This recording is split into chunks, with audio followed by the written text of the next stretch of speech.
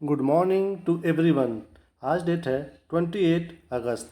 आज के सभी मोस्ट इम्पॉर्टेंट करंट अफेयर जो हमारे एग्जाम के लिए बहुत ज़्यादा इंपॉर्टेंट होते हैं उन्हें हम इस वीडियो में कवर करेंगे। साथ ही साथ हम देखेंगे कुछ इम्पॉर्टेंट जीके स्टैटिक। ओके, हम देखेंगे स्टैटिक प्रश्न को जो हमारे एग्जाम में बार बार आते रहते हैं, यानी कि वो हमारे एग्जाम के लिए मोस्ट इम्पॉर्टेंट होते हैं। और इस वीडियो के अंत में हम देखेंगे दो प्यारा सा क्विज जिसके उत्तर आपको बताना है कमेंट सेक्शन में। और इस समय हमारा क्विज का जो टॉपिक चल रहा है वो चल रहा है राष्ट्रीय उद्यान, यानी कि नेशनल पार्क के बारे में। ओके, तो प्लीज़ आप लोग इस क्विज में पार्टिसिपेट कीजिए और जैसा भी आपको समझ में आए आप आंसर वहाँ पे कुछ ना कुछ लिखिए कमेंट में, ताकि आप अगर पार्टिसिपेट करोगे, गलतियाँ करोगे तो फिर आप उससे सीखोगे। ओके, चलिए वीडियो की शुरुआत करते हैं। जैसा कि डेली हम शुरू करते हैं एक प्यारे से लाइन से या फिर कोटेशन से, तो आज का कोटेशन क्या है? आज का कोटेशन ये है कि आप अपना भविष्य नहीं बदल सकते हैं पर अपनी आदतें बदल सकते हैं, और निश्चित रूप से आपकी आदतें आपका भविष्य बदल देंगी। देखिए, लोग कहते हैं ना कि किस्मत मेरे किस्मत नहीं है मेरा, या फिर मेरे हाथ में नहीं है कुछ भी चीज़ें। तो दोस्तों, आपके हाथ में अगर कुछ है तो वो है आपकी आदत। अगर आप आदत बदलोगे तो फिर आपका भविष्य बदलेगा। कैसे? देखिए यहाँ पे क्या लिखा है। आप अगर अपना भविष्य नहीं बदल पा रहे हो, या आप ये कह रहे हो कि भविष्य मेरे हाथ में नहीं है, बट आपकी आदत आपके हाथ में है। टाइम से उठना, अपना एक दिनचर्या बनाना, उस दिनचर्या को फॉलो करना, अपने पूरे दिनचर्या में एक अच्छा सा टाइम टेबल बना करके सबसे शुरुआत अपने दिन की करना। कैसे? एक्सरसाइज के। तो अगर आप देखिए दोस्तों, अगर आप अपने दिन की शुरुआत एक प्रॉपर टाइम टेबल से कर रहे हो, यानी कि आप सुबह उठ रहे हो तो 15-20 मिनट एक्सरसाइज कर रहे हो, उसके बाद आप फ्रेश होकर के कुछ अच्छी किताबें पढ़ रहे हो 10 मिनट 15 मिनट, उसके बाद फिर आप अपना ब्रश वश करके फिर आप कुछ नाश्ता, एक लाइट नाश्ता करके आप पढ़ने बैठ रहे हो, या फिर आपका जो भी काम हो उस काम पे आप जा रहे हो। अगर ये चीज़ आप डेली रूटीन में लाओगे तो फिर डेफिनेटली आप एक स्वस्थ इंसान के रूप में फील करोगे कि मैं बहुत ही इनर्जेटिक हूँ, स्वस्थ हूँ। बट उसी की जगह पे अगर आप क्या कर रहे हो, अपनी आदत ऐसी बना लिए हो कि तुम उठ रहे हो सुबह 9 बजे 10 बजे, और उठने के बाद फिर आप टेंशन ले रहे हो कि मेरा टारगेट नहीं अचीव हो रहा है, मैं कुछ कर नहीं पा रहा हूँ। बट दोस्तों, ये आप बिलीव करो, अगर आप जितना ही लेट उठोगे आप अपनी लाइफ में उतना ही स्ट्रेस पाओगे। तो इसलिए कोशिश करो कि सबसे पहला काम आप टाइम से सुबह जल्दी उठ जाया करो, 6 बजे से पहले उठ जाया करो, और उससे पहले आप जितना जल्दी उठ जाओ उतना अच्छा है। ओके, उसके बाद अपने आप पूरे दिन के प्लान को स्ट्रक्चर करो। ओके, यानी कि मुझे इतने से इतने टाइम के बीच में ये करना है। ओके, घंटे मत डिसाइड करो कि 11 से 12 बजे में ये करना है, ये नहीं, बट दिन भर में मुझे क्या करना है वो आप डिसाइड कर लो। और डेली शाम को सोने से पहले आप एक बार चेक करो कि क्या मैंने जो भी अपना टारगेट आज दिन भर का बनाया था उसको मैंने कम से कम 80% अचीव किया कि नहीं। अगर आप अपने टारगेट को 80% तक अचीव कर ले रहे हो, 20% आप मिस कर सकते हो, क्योंकि आप इंसान हो, इंसान में इंसानियत वाली गुण होनी चाहिए। ओके, आप मशीन नहीं हो कि आपने अपना टारगेट बनाया 100% और 100% अचीव कर लिए।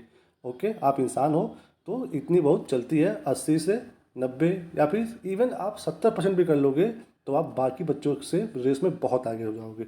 ओके, इसलिए अपना दिन भर का प्लान जरूर एक बार स्ट्रक्चर बना लीजिए उसका, कि मुझे सुबह क्या करना है, दोपहर में क्या करना है, शाम को क्या करना है, और रात में सोने से पहले क्या करना है। ओके, चलिए, यानी कि टोटल मिला जुला करके आप अपनी आदत में सुधार लाइए, आदत को बदलिए, आपका भविष्य अपने आप बदल जाएगा। ओके, चलिए, तो ये कोटेशन किसका था? ये हमारे प्यारे राष्ट्रपति जी, पूर्व राष्ट्रपति जी APJ अब्दुल कलाम जी का। चलिए आगे चलते हैं। मोस्ट इम्पॉर्टेंट जो हमारा करंट अफेयर है उसको हम यहाँ पे देखते हैं। पहला क्वेश्चन क्या है इसमें? किस केंद्रीय मंत्रालय ने खादी रक्षा सूट लॉन्च किया है? क्या चीज़? खादी रक्षा सूट किस मंत्रालय ने किया है? ये सामने आपके ऑप्शन है। तो सही उत्तर क्या है? सही उत्तर दोस्तों ए, यानी कि सूक्ष्म लघु और मध्यम मंत्रालय। इसका क्या नाम है? उद्यम मंत्रालय। इसको बोलते हैं शॉर्ट फॉर्म में SMME। MSME। दोस्तों, ये जो MSME होता है जिसको हम लोग सूक्ष्म लघु और मध्यम उद्यम मंत्रालय बोलते हैं, ये दोस्तों हमारे भारत का, यानी कि भारतीय अर्थव्यवस्था, की क्या है ये? अभी पिछली वीडियो में बताया है इसके बारे में, जब हम लोग MSME के बारे में पढ़ रहे थे तो वहाँ मैंने बताया था कि ये क्या है? रीढ़ की हड्डी है। तो अगर आपके एग्जाम में आ जाए कि भारतीय अर्थव्यवस्था का रीढ़ का हड्डी क्या है, MSME, SBI, RBI कुछ भी दे दे तो ध्यान दीजिएगा MSME है। क्या है? भारतीय अर्थव्यवस्था की रीढ़ की हड्डी है। MSME यानी कि सूक्ष्म लघु और मध्यम उद्यम मंत्रालय। मंत्रालय आप छोड़ दीजिए, बस आप ये जानिए कि MSME। आगे बढ़ते हैं। ओके, ध्यान दीजिएगा किसने मतलब लॉन्च किया है खादी अच्छा सूत? MSME ने।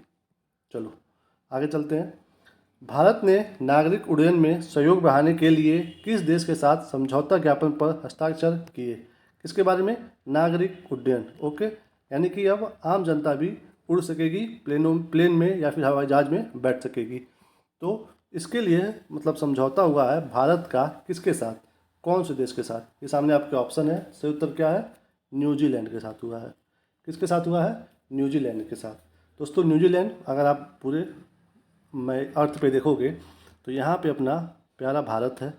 उसके बाद यहाँ पे मतलब ये ऐसे अफ्रीका है, और यहाँ पे क्या है? यहाँ पे है ये ऑस्ट्रेलिया, और उसके जस्ट नीचे यहाँ पे है न्यूजीलैंड। यानी कि ये है न्यूजीलैंड। ओके, बस ये देखिए ये है ऑस्ट्रेलिया। ऑस्ट्रेलिया और न्यूजीलैंड के बीच में, यानी कि मोटे स्तर पे बना देता हूँ मैं यहाँ पे, ये मान लीजिए ऑस्ट्रेलिया है और यहाँ पे न्यूजीलैंड है। तो इन दोनों के बीच में यहाँ पे चारों ओर क्या है? प्रशांत महासागर है चारों ओर। बट इन दोनों के बीच में एक सागर है, उसका नाम क्या है? उसका नाम है तस्मान सागर। इम्पोर्टेंट है, ध्यान दीजिएगा एग्जाम में अगर आ जाए कि तस्मान सागर कहाँ है तो वो है किसमें? प्रशांत महासागर में। और किन दो महाद्वीप के बीच में है, यानी कि किन दो देशों के बीच में है? तो वो है एक ऑस्ट्रेलिया और दूसरा न्यूजीलैंड के बीच में है। क्या? तस्मान सागर। ओके, ये तो हो गया। अब इसके बारे में देखते हैं और न्यूजीलैंड के बारे में। न्यूजीलैंड की दोस्तों खोज किसने की थी ये भी आपको पता होना चाहिए। तो इसकी खोज किए थे कौन? जेम्स कुक ने। किसने? जेम्स कुक ने। और किस सन में किए थे ये भी आपको पता होना चाहिए। ये किए थे 1765 में। 1765 में किसने किया था? जेम्स कुक ने। दोस्तों लोग कहते हैं खोज किया मतलब ऐसा तो है नहीं कि वो पहले था ही नहीं, पहले था वो, बट जो है विश्व के जो कनेक्ट होता है आपस में सब सारा विश्व, उसमें नहीं था वो, दूर था, मतलब वहाँ पे लोगों की पहुँच नहीं थी। बट जेम्स कुक ने 1765 ईस्वी में वहाँ तक पहुँचने का समुद्री मार्ग बता दिया। तो जब समुद्री मार्ग मतलब उस समय 1700 के आसपास में जब किसी भी देश की समुद्री मार्ग हम लोग जान जाते थे कि हाँ इसी रास्ते जाएंगे कंफर्म तो हम इस देश में पहुंच जाएंगे, तो हम लोग उसको बोलते थे कि इस देश की खोज की गई है। ओके, यानी कि देश तो पहले से ही था बट वहाँ पे जाने का समुद्री मार्ग एक निश्चित मिल गया था, तो उसको बोलते थे उस देश की खोज हो गई। तो उसी तरह से न्यूजीलैंड के कौन है? जेम्स कुक, जिन्होंने खोज किया था न्यूजीलैंड का 1765 ईस्वी में। ओके, चलिए आगे चलते हैं। अब ये देखते हैं न्यूजीलैंड के बारे में एक और चीज़, इसकी राजधानी और इसकी मुद्रा। ओके, देखिए दोस्तों इसकी राजधानी क्या है? राजधानी है वेलिंगटन। जो भी देश दोस्तों, जो देश न्यूज़ में रहता है उसके बारे में हमें ये सब चीज़ पता होना चाहिए कि राजधानी कहाँ है, मुद्रा कहाँ है, लोकेशन कहाँ है, उसके आसपास कौन सी फेमस चीज़ें हैं जो एग्जाम के लिए हमारे इंपॉर्टेंट हो सकती हैं। तो इसलिए मैं बहुत विस्तार से बता रहा हूँ कि उसके पास में तस्मान सागर है। ओके, आगे देखिए, ये तो हो गया इसकी क्या? राजधानी वेलिंगटन न्यूजीलैंड की। उसके बाद इसका मुद्रा भी पूछता है दोस्तों, तो मुद्रा तो इसकी है डॉलर। ओके, बट इसके आगे क्या जुड़ा है? न्यूजीलैंड। ओके, न्यूजीलैंड यानी कि NJ डॉलर, यानी कि N से न्यूजी, जेड से लैंड, न्यूजीलैंड डॉलर। ओके, चलिए इंपॉर्टेंट है ये वेलिंगटन। ओके, चलिए तो ये था इसके बारे में। अब आगे देखते हैं। ये देखिए दोस्तों एक चीज़ और बता दूं मैं आपको यहाँ पे न्यूजीलैंड के बारे में। अगर आपको एग्जाम में ये पूछ दे कि दक्षिण का ब्रिटेन किस देश को कहा जाता है? ओके, इसको क्या कहा जाता है? दक्षिण का ब्रिटेन किसे कहा जाता है? अगर आपके एग्जाम में आ जाए कि दक्षिण का ब्रिटेन किसे कहा जाता है तो वो कहा जाता है न्यूजीलैंड को। ऑप्शन में आ जाए New Zealand, Australia, south Africa, Argentina, तो ध्यान दीजिएगा किसको बोलते हैं दक्षिण का ब्रिटेन? न्यूजीलैंड को। दक्षिण का ब्रिटेन क्यों? क्योंकि ये देखिए ये पृथ्वी है, बीच में ऐसे है भूमध्य रेखा, यहाँ पे इंग्लैंड के वो थे कौन? जेम्स कुक, जो समुद्री मार्ग खोजे थे यहाँ के न्यूजीलैंड के बारे में। तो इन्होंने जब बताया तो फिर ये हुआ कि यहाँ का जो लोकेशन था और जो थोड़ा सा इन्वायरमेंट था, तो वो ब्रिटेन से थोड़ा बहुत मिलता जुलता था। तो इसलिए दक्षिण का, क्यों दक्षिण, ये तो हो गया पृथ्वी के ऊपर का हिस्सा नॉर्थ, ये हो गया साउथ। तो नॉर्थ में तो ब्रिटेन है ही, साउथ में भी एक ब्रिटेन जैसा देश है, तो उसे बोला गया दक्षिण का ब्रिटेन। तो कौन है वो, न्यूजीलैंड है, इंपॉर्टेंट है, ध्यान दीजिएगा। चलिए चलते अपने अगले प्रश्न पे। अगला क्या है, किस राज्य ने बहुविवाह विरोधी कानून का मसौदा तैयार करने के लिए 3 सदस्यीय पैनल का गठन किया है? किसके बारे में, बहुविवाह विरोधी कानून, बहुविवाह, ओके। ये सामने आपके ऑप्शन है, सही उत्तर इसमें से क्या होगा, सही उत्तर है दोस्तों असम। किसके द्वारा, असम के द्वारा बहुविवाह विरोधी कानून का मसौदा तैयार किया जा रहा है, ओके, असम का। चलिए आगे चलते हैं। अगला क्या है, भारत ने G20 शिखर सम्मेलन के तहत पौधारोपण कार्यक्रम के तहत किस देश से खजूर के पेड़ का आयात किया है? ओके, G20 शिखर सम्मेलन के तहत पौधारोपण कार्यक्रम के तहत किस देश से खजूर के पेड़ का आयात किया है? तो ये सामने आपके ऑप्शन है, सही उत्तर क्या होगा इसमें से, सही उत्तर है दोस्तों सऊदी अरब। किससे किया है, सऊदी अरब से। सऊदी अरब की राजधानी क्या है, इसकी राजधानी है दोस्तों, ये देखिए यहाँ पे ऐसे, सऊदी अरब की राजधानी है रियाद, और इसकी मुद्रा क्या है, मुद्रा है सऊदी रियाल। सऊदी रियाल इसकी मुद्रा है। और रियाद, देखिए यहाँ पे रियाल है, एल, रियाल, और यहाँ पे दो है, रियाद। तो रियाद इसकी क्या है, ये राजधानी है, और सऊदी, ये कहा गया सऊदी रियाल, ये उसकी मुद्रा है, सऊदी अरब की। ओके, आगे देख लीजिए, इसका थोड़ा लोकेशन आप जानते रहेंगे तो अच्छी बात है। यहाँ पे अपना प्यारा इंडिया है, फिर यहाँ पे आप जाओगे पाकिस्तान है, यहाँ पे अफगानिस्तान है, यहाँ पे ईरान है, ईरान के बाद फिर यहाँ पे शुरू होता है क्या, ये देखिए ऐसे है, ये सऊदी अरब, ओके, सऊदी अरब। सऊदी अरब के नीचे यहाँ पे क्या है, यमन देश है, यहाँ पे क्या है, यहाँ पे है ओमान, ओके। अब यहाँ पे मैं इसको बड़े स्तर पे बना देता हूँ एक बार। मैप आपको दोस्तों पता होना चाहिए, मैप बहुत इंपॉर्टेंट होता है एग्जाम के लिए। तो हमने क्या बताया, यहाँ पे है यमन, यहाँ पे है ओमान, और यहाँ पे है यूएई जो बार बार न्यूज में रहता है, यानी कि संयुक्त अरब अमीरात, ओके। और यहाँ पे है दोस्तों कतर, और यहाँ पे छोटा सा है बहरीन, क्या है, बहरीन है। उसके बाद यहाँ पे क्या है, यहाँ पे है कुवैत, और ऊपर इधर जो है वो है इराक, और इसके ऊपर जो देश है वो है ईरान, क्या है, ईरान। ईरान और ये सऊदी अरब, इन दोनों के बीच में ये जो समुद्री एरिया है, इस समुद्र को बोलते हैं गल्फ ऑफ, नहीं, पर्शियन गल्फ, पर्शियन गल्फ, क्या बोलते हैं, पर्शियन गल्फ। उसके बाद सऊदी अरब के जब आप इधर आओगे तो यहाँ पे दोस्तों क्या है, यहाँ पे है लाल सागर, लाल सागर है। इधर क्या है, अफ्रीका महाद्वीप है, अफ्रीका महाद्वीप के देश हैं, ओके। यहाँ पे मिस्र है, यहाँ पे सूडान है, यहाँ पे इरिट्रिया है, यहाँ पे जिबूती है, फिर यहाँ पे सोमालिया है। तो ऐसे यहाँ पे देश हैं किसके, अफ्रीका महाद्वीप की। चलिए, तो ध्यान दीजिएगा, ये खजूर कहाँ से लाया गया है, ये सऊदी अरब से, ओके। चलिए आगे देखते हैं, मुख्यमंत्री सुख शिक्षा योजना, मुख्यमंत्री सुख शिक्षा योजना हाल ही में किस राज्य सरकार द्वारा शुरू की गई है? कौन सी योजना, मुख्यमंत्री सुख शिक्षा योजना। ये सामने आपके ऑप्शन है, सही उत्तर क्या होगा, सही उत्तर है हिमाचल प्रदेश। ध्यान दीजिएगा, हिमाचल प्रदेश सरकार के द्वारा लॉन्च किया गया है मुख्यमंत्री सुख शिक्षा योजना। चलिए आगे बढ़ते हैं। ये देखिए, विश्व जल सप्ताह 2024 का आयोजन कब से कब तक किया जा रहा है? किसका, विश्व जल सप्ताह का आयोजन। दोस्तों पहले आपको इम्पोर्टेंट ये चीज़ पता होना चाहिए कि विश्व जल सप्ताह हम लोग मनाते हैं अगस्त के महीने में, ये तो आपको पता होना चाहिए। कब मनाते हैं, अगस्त के महीने में। और इस बार अगस्त के महीने में हम लोग किस डेट के बीच में ये मना रहे हैं, यानी कि कौन सा सप्ताह है वो है दोस्तों बी ऑप्शन, 25 से 29 अगस्त। ये जो सप्ताह है हम लोग मना रहे हैं विश्व जल सप्ताह 2024 का, ये मना रहे हैं सप्ताह 25 से 29, ओके। आगे चलिए, ये देखते हैं, पर आपको ये भी पता होना चाहिए कि विश्व जल सप्ताह ये कब से मनाया जा रहा है। ये दोस्तों मनाया जा रहा है 1992 में, जो हमारा हुआ था पृथ्वी सम्मेलन। कहाँ पे? रियो डी जेनेरिया में 1992 का जो पृथ्वी सम्मेलन हुआ था। ओके, कहाँ पे? दक्षिण अफ्रीका के कहाँ पे? रियो डी जेनेरियो में। तो वहाँ से हम लोग शुरुआत किए किसका? विश्व जल सप्ताह का। 25 से 29 अगस्त इस बार मना रहे हैं हम लोग। ये तो दोस्तों हो गया जल सप्ताह। आपको एक और इम्पोर्टेंट दिवस याद होना चाहिए जिसका नाम है जल दिवस।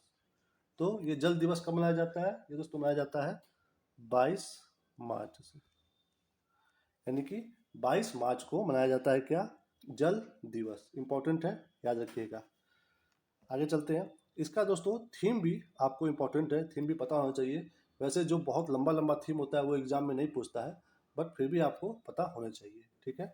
इसका जो थीम है वो है सीमाओं को जोड़ना। क्या है? सीमाओं को जोड़ना, साथ ही साथ शांतिपूर्ण और टिकाऊ भविष्य के लिए जल। क्या है थीम 2024 का? सीमाओं को जोड़ना, यानी कि शांतिपूर्ण और टिकाऊ भविष्य के लिए जल। ये है थीम किसका? विश्व जल सप्ताह 2024 का। कब मनाया जा रहा है? 25 से 29 अगस्त। ओके, आगे बढ़ते हैं, चलते हैं अपने अगले प्रश्न पे। अगला प्रश्न क्या है हमारा? केंद्रीय वित्त मंत्री ने हाल ही में किस शहर में जीएसटी भवन का उद्घाटन किया है? यानी कि आपको पता होना चाहिए कि हाल ही में जीएसटी भवन कहाँ बनाया गया है। कौन सा जीएसटी भवन? तो ये सामने आपके ऑप्शन है। सही उत्तर क्या है? सही उत्तर है उदयपुर। उदयपुर में। उदयपुर कहाँ पे है? राजस्थान में है। आरजे यानी कि राजस्थान में है। क्या यहाँ पे बना है? जीएसटी भवन। इंपॉर्टेंट है, ध्यान दीजिएगा। जीएसटी भवन कहाँ बना है? ऑप्शन में अगर दिल्ली भी रहेगा तो आप कंफ्यूज मत हो जाएगा कि दिल्ली से सब कुछ कंट्रोल होता है तो दिल्ली में होगा ये। जीएसटी भवन कहाँ पे बना है? ये बना है उदयपुर में, जो कि है राजस्थान में। ओके, चलिए चलते हैं अपने अगले प्रश्न पे। अगला प्रश्न कौन सा है? हाल ही में किस देश ने राइट टू डिसकनेक्ट, क्या है? राइट टू डिसकनेक्ट कानून को लागू किया है। इंपॉर्टेंट है, राइट टू डिसकनेक्ट। ये तो सामने आपके ऑप्शन है। सही उत्तर क्या है? सही उत्तर है ऑस्ट्रेलिया। ऑस्ट्रेलिया ने क्या किया है लागू? राइट टू डिसकनेक्ट कानून। अभी दोस्तों हमने अभी यहाँ पे ऊपर पढ़ा है, यहाँ पे ऑस्ट्रेलिया है, यहाँ पे न्यूजीलैंड है। इसके बारे में हमने पढ़ा है तस्मान सागर। ओके, तो ऑस्ट्रेलिया यहाँ पे है, यहाँ पे न्यूजीलैंड है। तो ये ऑस्ट्रेलिया ही यही देश क्या लागू किया है? राइट टू डिसकनेक्ट कानून। ओके, देख लेते हैं ऑस्ट्रेलिया के बारे में भी थोड़ा सा, मतलब जो बेसिक चीज़ें आपको पता होनी चाहिए। ओके, देखिए इसका जो दोस्तों कहाँ पे राजधानी है ये आपको पता होना चाहिए। ऑस्ट्रेलिया का कहाँ पे है? कैनबरा में। कैनबरा में इसकी राजधानी है ऑस्ट्रेलिया की। और इसकी मुद्रा क्या है? इसकी भी दोस्तों डॉलर ही है। जैसे न्यूजीलैंड के आगे न्यूजीलैंड मतलब डॉलर के आगे क्या जुड़ा जुड़ा हुआ था? न्यूजीलैंड। वैसे ही इस डॉलर के सामने क्या जुड़ा हुआ है? ऑस्ट्रेलिया, मतलब ऑस्ट्रेलियन डॉलर। और राजधानी क्या है इसकी? कैनबरा। किसकी? ऑस्ट्रेलिया की। इंपॉर्टेंट है दोस्तों, याद रखिएगा।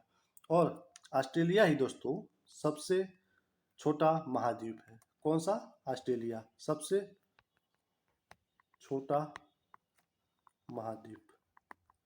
आप पढ़ते होंगे सबसे बड़ा महाद्वीप, सबसे बड़ा महाद्वीप हो जाता है कौन सा? एशिया। तो सबसे छोटा महाद्वीप कौन सा है? वो है दोस्तों ऑस्ट्रेलिया। और साथ ही साथ आपको ये भी ध्यान देना है कि जो बड़े बड़े द्वीप हैं उसमें से बड़ा द्वीप ऑस्ट्रेलिया भी है। यानी कि ये दोस्तों एक, और उसके साथ साथ में ये देश तो है ही, राष्ट्र तो है ही, यानी कि ये एक ऐसा देश है इकलौता एकमात्र जो एक महाद्वीप भी है, एक द्वीप भी है और एक देश भी है। तीनों क्वालिटी है इसमें। किसमें? ऑस्ट्रेलिया में। तो अगर ऐसा पूछ दे तो ध्यान दीजिएगा कि कौन सा ऐसा देश है जो महाद्वीप भी है, द्वीप भी है और देश भी है, तो वो है ऑस्ट्रेलिया। ओके, सबसे बड़ा द्वीप तो नहीं है, आपको पता होना चाहिए कि सबसे बड़ा द्वीप कौन सा है? वो है ग्रीनलैंड। ग्रीनलैंड है सबसे बड़ा द्वीप। ओके, चलिए ये आपको पता होना चाहिए। आगे चलते हैं अगले प्रश्न पे। अगला क्या है? हाल ही में समाचारों में रहा विरूपाक्ष मंदिर किस राज्य में स्थित है? जो भी मंदिर, जो भी साइट इंपॉर्टेंट होते हैं वो न्यूज़ में होते हैं, तो वो हमारे लिए मतलब एग्जाम में आने की संभावना ज़्यादा रखते हैं। तो विरूपाक्ष मंदिर अभी न्यूज़ में है।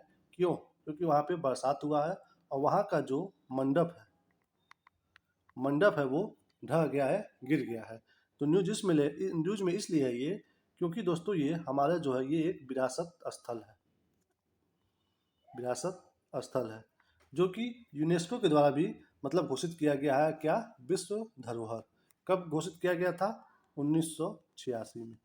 1986 में यूनेस्को द्वारा विरूपाक्ष मंदिर को विश्व धरोहर घोषित किया गया था।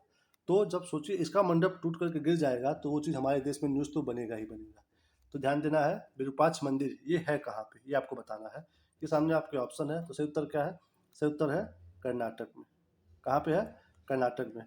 कर्नाटक में एक जगह है हम्पी, वहाँ पे है ये विरूपाक्ष मंदिर। ओके, इंपॉर्टेंट है, ध्यान दीजिएगा।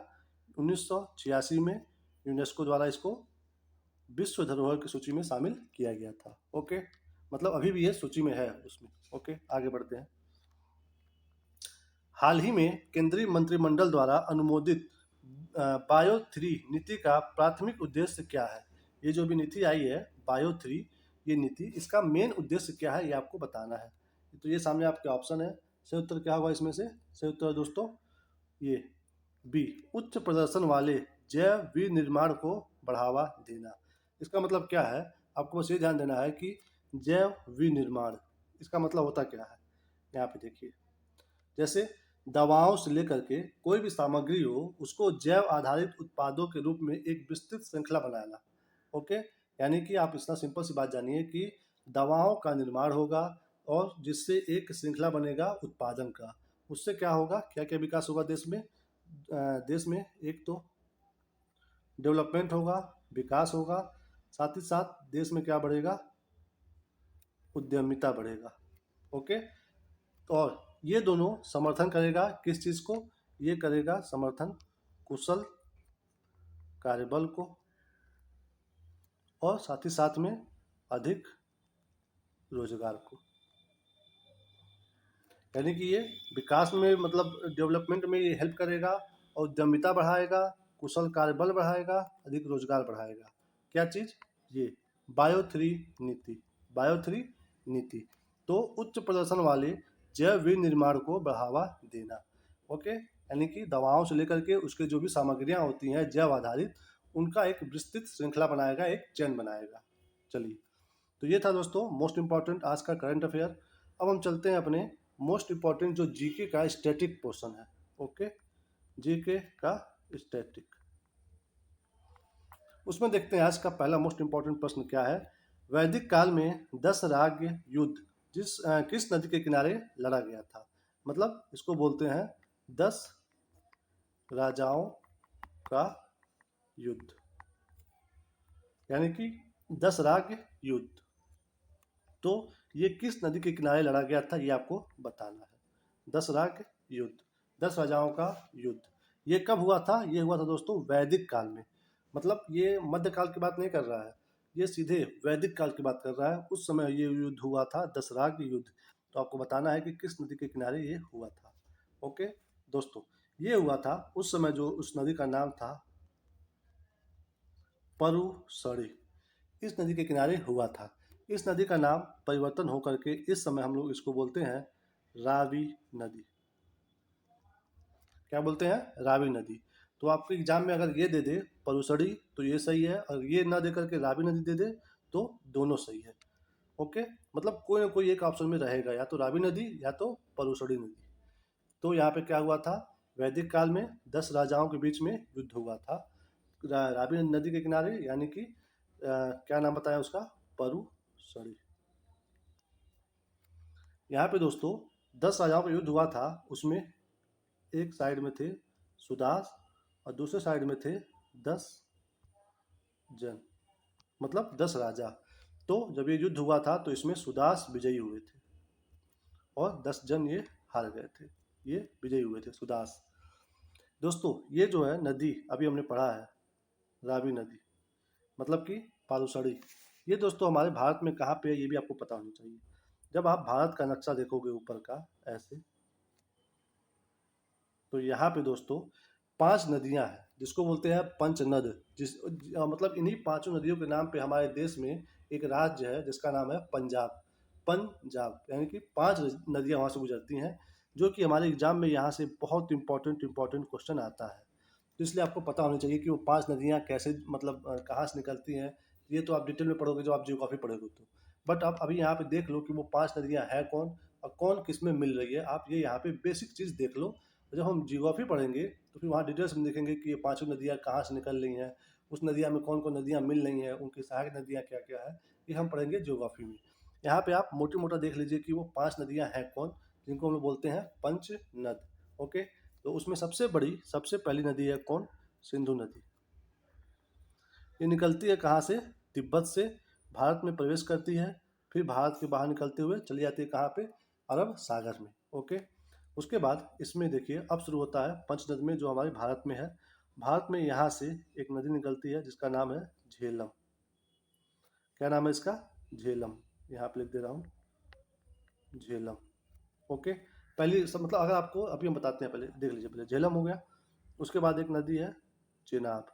कौन सी नदी है ये, चेनाब।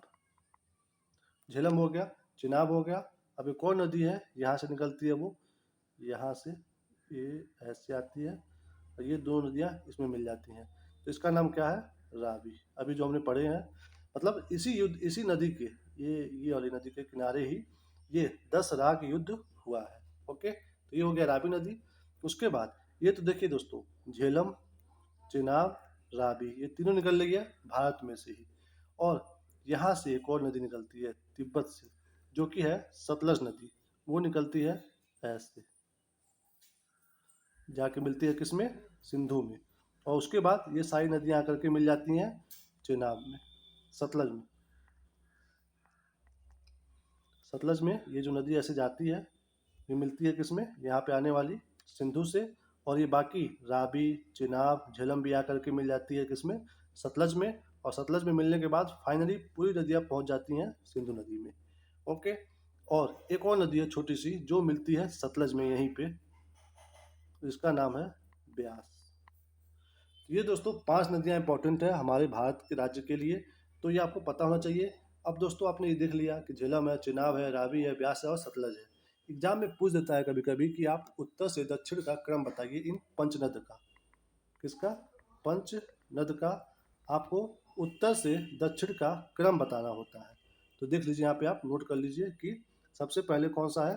सबसे पहले तो आप देखोगे ऊपर जो है वह है सिंधु। उसके बाद कौन सा है, झेलम।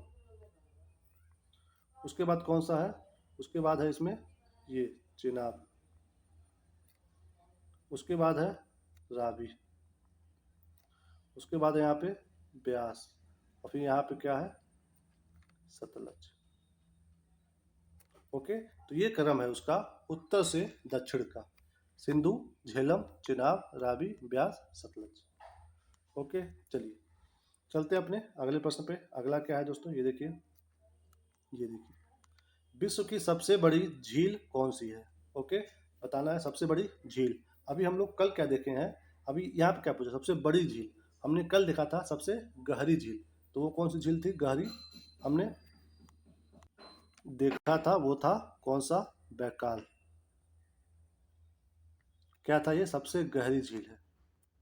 तो ये बैकाल झील हमने आपसे पूछा था कि बताइएगा आप कहाँ पे है, आप लोग कमेंट ही नहीं किए, बट तो मैं यहाँ पे बता दे रहा हूँ। ये दोस्तों रूस में है। रूस में कहाँ पे है, ये रूस देश ऐसे है, यहाँ पे चाइना है, बीच में उसके यहाँ पे मंगोलिया है। तो मंगोलिया के जस्ट ऊपर यहाँ पे है दोस्तों बैकाल झील, जो कि रूस में है। नीचे चीन है, बीच में मंगोलिया है। तो मंगोलिया के जस्ट ऊपर जाने पे रूस में यहाँ पे क्या है, बैकाल झील है, जो कि दुनिया की यानी कि पूरे विश्व की सबसे गहरी झील है। ओके, तो ये तो हमने कल देखा। आज देखते हैं विश्व की सबसे बड़ी झील। कल देखे गहरी, आज देखते हैं बड़ी। तो बड़ी झील कौन सी है विश्व की, वो है दोस्तों कैस्पियन सागर। कैस्पियन सागर दोस्तों विश्व की सबसे बड़ी झील है। ओके, देखिए ये कहाँ पे है, इसके बारे में भी जान लीजिए। कैस्पियन सागर ये कहाँ पे है, यहाँ पे देखिए दोस्तों, ये कैस्पियन झील का स्ट्रक्चर कुछ ऐसे है। ऐसे है कैस्पियन झील, कैस्पियन झील यानी कि कैस्पियन सागर, ये ऐसे ही इसका स्ट्रक्चर है। अब देख लीजिए इसके साइड बाय साइड कौन सा देश है, ये भी इंपॉर्टेंट होता है, एग्जाम में पूछ देता है। तो यहाँ पे दोस्तों है कजाकिस्तान, और यहाँ पे क्या है तुर्कमेनिस्तान, और इस साइड जब नीचे आओगे तो ईरान है। यहाँ पे कौन सा देश है अजरबैजान। उसके बाद ये पूरा इधर कौन सा है रूस। तो रूस है, कजाकिस्तान है, तुर्कमेनिस्तान है, ईरान है और अजरबैजान है। और एक और दोस्तों एक छोटा सा फेमस सागर है जिसका नाम हम बताते हैं यहाँ पे लिख करके। यहाँ पे एक और जो है देश है, उसका नाम क्या है उज्बेकिस्तान। उज्बेकिस्तान। तो ये कजाकिस्तान और उज्बेकिस्तान के सीमा पे ही, मतलब दोनों देश के बीच में एक सागर है, उसका नाम क्या है, उसका नाम है अरल सागर। ध्यान दीजिएगा, कैस्पियन सागर के पूर्व दिशा में कजाकिस्तान और उज्बेकिस्तान के सीमा पे कौन सा सागर है अरल सागर। कौन सा अरल सागर। ओके, अरल कहाँ पे है कजाकिस्तान और उज्बेकिस्तान के सीमा पे है। आपने कैस्पियन को देख लिया, कैस्पियन कहाँ पे है कजाकिस्तान, तुर्कमेनिस्तान, ईरान, अजरबैजान और रूस की सीमा पे है कैस्पियन सागर। तो ये क्या है दोस्तों, सबसे बड़ी झील है विश्व की, सबसे बड़ी झील कौन सा कैस्पियन सागर। चलते हैं अपने अगले प्रश्न पे। अगला क्या है, विश्व का सबसे बड़ा कछुआ प्रजनन स्थल भारत में कहाँ पे है। यानी कि वो कौन सा स्थल है भारत में जहाँ पे सबसे बड़ा कछुआ का प्रजनन होता है, तो वो आपको बताना है। कहाँ पे दोस्तों, वो है किस राज्य में है, वो है उड़ीसा में। उड़ीसा में है, बट उड़ीसा में भी कहाँ पे है, उड़ीसा में दोस्तों एक नेशनल पार्क है जिसका नाम है भीतर कड़िका। भीतर कड़िका नेशनल पार्क है उड़ीसा में, वहीं पे सबसे बड़ा कछुआ प्रजनन स्थल है भारत में। देखिए दोस्तों, यहाँ पे 4 तरह के कछुओं का प्रजनन होता है, ये भी आप जानते रहोगे तो अच्छी बात है। ओके, पहला क्या है, पहला उसका नाम है ओलिव। ओलिव नाम का कछुआ होता है, वो वहाँ पे उसका प्रजनन होता है। उसके बाद एक है ग्रीन सी। ग्रीन सी, सी मतलब ये वाला सी, ग्रीन सी। उसके बाद नीचे क्या है होक्स विल। क्या है होक्स विल, यानी कि होक्स विल, आप हिंदी में ही देखिए होक्स विल। नीचे आके या देखिए यहाँ पे चौथे नंबर पे क्या है लेदर बैक। ये चारों मतलब क्या है कछुआ की प्रजाति हैं, एक है ओलिव, ग्रीन सी और होक्सविल और लेदर बैक। Leather back. आगे बढ़ते हैं, ये कहाँ पे है दोस्तों, उड़ीसा में है। कहाँ पे, भीतर कनिका नेशनल पार्क के पास। ओके, चलिए आगे चलते हैं। Most important, discount and finance house of India, जिसको हम लोग शॉर्ट में बोलते हैं DFHI। तो इसकी स्थापना कब हुई थी आपको बताना है। DFHI की स्थापना कब हुई थी ये आपको बताना है। दोस्तों पहले यानी कि DFHI ये होता क्या है, इसका काम क्या है। ये दोस्तों जो है बैंकों को बताता है कि आपको कितनी कटौती करनी है, और अगर वो कटौती करते हैं बैंक, तो उनको अगर वो कुछ कमी हो जाता है तो ये उसकी भरपाई करता है और उसको पूरा करता है। कौन, DFHI। यानी कि ये बैंकों की कटौती का ये ख्याल रखता है, उसको मतलब उसको अच्छे से देखता है। कौन, DFHI, बैंकों की कटौती को। तो इसकी स्थापना कब हुई थी ये आपको बताना है। इसकी स्थापना कब हुई थी, ये हुई थी दोस्तों 1988 में। DFHI की स्थापना हुई थी 1988 में, जो कि बैंकों का वित्तीय संस्था, यानी कि बैंक या फिर आप वित्तीय संस्था भी बोल सकते हो। तो बैंक या वित्तीय संस्थाओं की कटौती का जो ये मतलब देख रेख करता है, यही करता है DFHI। ओके, इंपॉर्टेंट है, ध्यान दीजिएगा। स्थापना हुआ था 1988 में। आगे चलते हैं, अगला क्या है 5वें नंबर पे, संविधान का प्रारूप किसने तैयार किया था। प्रारूप किसने पूछा है, तैयार किया था। ध्यान दीजिएगा, अध्यक्ष नहीं पूछा है, तैयार किया था ये पूछ रहा है। प्रारूप मतलब होता क्या है, मतलब कि रफली, यानी कि अगर आप कुछ भी पढ़ते हो तो एक जगह पहले आप लिखते हो रफली। तो जब आप किसी भी नोट्स का रफली अगर कुछ लिखते हो कहीं पे, तो उसको बोलते हैं प्रारूप, उसका रूप बनाना। उसके बाद आप अंत में क्या करते हो, उसको आप एक अच्छे पेज पे, साफ पेज पे लिखते हो। तो रफ काम करना उसको बोलते हैं प्रारूप। तो संविधान का प्रारूप किसने तैयार किया था ये आपको बताना है। तो कौन बनाए थे इस प्रारूप को, BN राव जी। कौन बनाया था, BN Rao ji. Okay, important है, ध्यान दीजिएगा। उसके बाद जब ये प्रारूप बनकर तैयार हो गया तो फिर बनती है क्या? प्रारूप समिति। ओके, पहले तो प्रारूप का जो मतलब प्रारूप जो बनाए थे बी एन राव जी, वो बना दिए। उसके बाद बनी प्रारूप समिति। कब बनी? वो बनी थी 29 अगस्त 1947 को। 29 अगस्त 1947 को प्रारूप समिति बनी थी और इसके अध्यक्ष कौन थे? वो थे अध्यक्ष अंबेडकर जी। तो ये ध्यान देना है। प्रारूप तैयार किए थे बी एन राव जी। उसके बाद बनी प्रारूप समिति 29 अगस्त 1947 को, जिसके अध्यक्ष बनाए गए कौन? डॉक्टर भीमराव अंबेडकर जी। इंपॉर्टेंट है, ध्यान दीजिएगा। ओके, चलिए। मतलब बी एन राव जी के बारे में दो तरह से क्वेश्चन आ सकता है। ऐसे कि संविधान का प्रारूप किसने तैयार किया था, तो उत्तर होगा बी एन राव जी। या फिर अगर ये पूछ दे कि संविधान के संवैधानिक सलाहकार कौन थे? क्या चीज? संवैधानिक सलाहकार। तो भूल करके भी आप अंबेडकर पे मत टिक लगा दीजिएगा। संवैधानिक सलाहकार भी यही थे, कौन? B N Rao ji. इन्होंने प्रारूप तैयार किया, इन्होंने संवैधानिक सलाहकार का भी रोल अदा किया है। B N Rao ji important है। अब चलिए अगले पे चलते हैं। डीएनए। डीएनए मॉडल किसने दिया था? क्या पूछा है? DNA model. मॉडल की बात कर रहा है दोस्तों। वैसे तो अगर आप देखोगे तो डीएनए की खोज सबसे पहले किसने किया था, तो वो किए थे फ्रेडरिक मीजर ने। फ्रेडरिक मीजर ने सबसे पहले डीएनए की खोज की थी। किस टाइम में किए थे? वो किए थे 1860 में। कब किए थे? 1860 में। बट यहाँ पे पूछ रहा है डीएनए मॉडल किसने दिया था, तो आपको बताना है दोस्तों मॉडल। पहला खोज किसने किया था डीएनए का? आपने देखा फ्रेडरिक मीजर ने 1860 में। अब आप बताइए डीएनए मॉडल किसने दिया था? डीएनए मॉडल तो ये दिए थे कौन? वाटसन और क्रिक ने। किसने दिया था? वाटसन और क्रिक ने। ये दो लोगों ने मिलकर दिया था डीएनए मॉडल को। ये लोग कब दिए थे? 1962 में। और इसी वर्ष ये लोग इसके लिए क्या पाए थे? नोबल पुरस्कार पाए थे।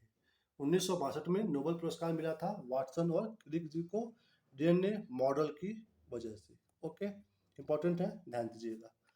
तो ये था हमारा दोस्तों मोस्ट इंपॉर्टेंट स्टैटिक जीके। अब हम चलते हैं जो हमारा डेली का होता है क्विज, जिसको हमने नाम दिया है आज देखे जरा किसमें कितना है दम।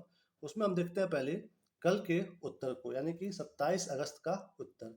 तो हमने कल मतलब पहला क्विज ये दिया था कि डाची ग्राम या डाची ग्राम का और किश्तवाड़ राष्ट्रीय उद्यान ये किस राज्य में है? डाची ग्राम और किश्तवाड़ राष्ट्रीय उद्यान तो कहाँ पे? ये जम्मू कश्मीर में है। दोनों इंपॉर्टेंट है। कहाँ पे है? जम्मू कश्मीर में। आगे देखते हैं क्विज 2 क्या था? नंदा देवी और फूलों की घाटी ये दोनों राष्ट्रीय उद्यान किस राज्य में है? तो ये कहाँ पे है? यह है दोस्तों उत्तराखंड में। दोनों ये भी इंपॉर्टेंट है, दोनों ये भी इंपॉर्टेंट है। तो ध्यान दीजिएगा। आप एक अलग नोट्स बनाते रहिए तो वो आपके लिए बहुत ही हेल्पफुल होगा। हम बताते रहेंगे। आप कैसे नोट्स बनाएंगे? आप यहाँ पे लिख लीजिए सिंपली अपने नोट्स में, यहाँ पे जम्मू कश्मीर डैश दे दीजिए। और जो जो नाम बताए तो पूरा नहीं लिखना है, बस आपको क्या लिखना है? ऐसे डाची ग्राम, फिर किश्तवाड़, ऐसे नोट्स बनाना है। यानी कि यहाँ पे आप लिख लिए क्या चीज़? जम्मू कश्मीर डैश दे करके डाची ग्राम किश्तवाड़। अब आगे लिखने की जरूरत नहीं है कि डाची ग्राम राष्ट्रीय उद्यान, किश्तवाड़ राष्ट्रीय उद्यान। तो ऐसे नहीं, ऐसे किश्तवाड़ डाची ग्राम शॉर्ट फॉर्म में। ओके, ऐसे ही इसका भी उत्तराखंड लिख करके डैश मार करके जो भी नाम हो, नंदा देवी, उसके बाद फूलों की घाटी शॉर्ट फॉर्म में। चलिए, ये था कल का। अब चलते हैं हम अपने आज के क्विज पे, जो कि है पहला क्विज है काजीनग राष्ट्रीय उद्यान। काजीनग राष्ट्रीय उद्यान किस राज्य में है? आज एक ही है दोस्तों, एक ही प्रश्न। काजीनग राष्ट्रीय उद्यान किस राज्य में है? और दूसरा क्विज क्या है? खीर गंगा राष्ट्रीय उद्यान किस राज्य में है? यानी कि एक प्रश्न ये, एक प्रश्न ये। इसमें भी एक ही उद्यान के बारे में पूछ रहा है, इसमें भी एक ही उद्यान के बारे में। काजीनग कहाँ पे है और खीर गंगा कहाँ पे है? इसका भी उत्तर आपको कमेंट सेक्शन में बताना है। हम उत्तर बताएंगे अगले दिन। ओके, वीडियो को हम यहीं पे समाप्त करते हैं। अगर आप वीडियो को पहली बार देख रहे हो तो प्लीज़ अपने इस चैनल को सब्सक्राइब कर लो और वीडियो को लाइक करो, शेयर करो, और जैसा भी आपका रिव्यू हो, जो भी आप फील किए हो देखने के बाद, जैसा भी आपको अनुभव रहा है, वो आप कमेंट करिए, हम पढ़ेंगे और रिप्लाई भी देंगे। ओके, अपना ख्याल रखिए, मुस्कुराते रहिए। मिलते हैं आपको अगले वीडियो में, तब तक के लिए बाय बाय, टेक केयर, जय हिंद, जय भारत।